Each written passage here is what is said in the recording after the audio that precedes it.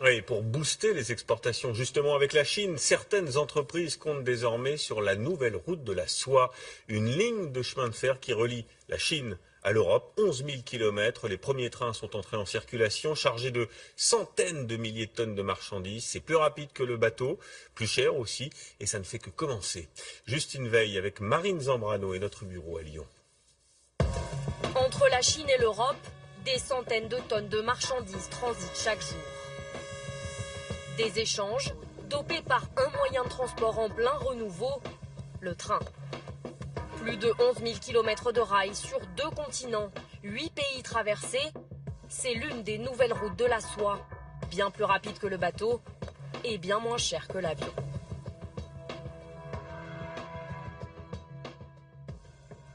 À Lyon cet après-midi, ce train se prépare à partir. Direction l'Allemagne, première étape du voyage vers la Chine, où ce container sera livré dans un peu plus de 2 semaines. À l'intérieur, 20 tonnes de produits chimiques français pour une usine de fabrication de plastique. Aujourd'hui, 6 trains par semaine partent vers la Chine quand 12 arrivent en Europe. La volonté de la Chine, c'est à horizon 2020-2022 d'avoir une cinquantaine de trains de Chine vers l'Europe et autant en retour. Le trajet va durer entre 18 et 22 jours. C'est le principal avantage du ferroviaire, la rapidité. En bateau, c'est le double, 35 à 45 jours en moyenne. L'avion est encore plus rapide, 3 à 5 jours seulement. Mais il ne peut pas transporter des marchandises trop lourdes, comme ces presses industrielles de plusieurs tonnes, fabriquées près de Lyon. Le patron compte exporter 30% de ses machines vers la Chine cette année. Nous en avons 1, 2, ici la 3e, 4 et 5 au fond. Il utilise le train depuis le mois dernier et il en est sûr.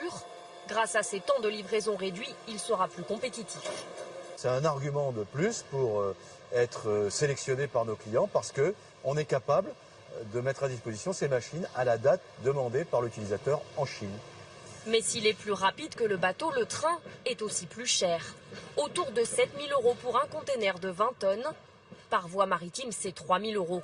L'avion, lui, explose les compteurs, 55 000 €. Alors le train peut-il un jour devenir plus compétitif et concurrencer sérieusement le bateau? Non, selon cette experte, car il y a encore trop de problèmes logistiques.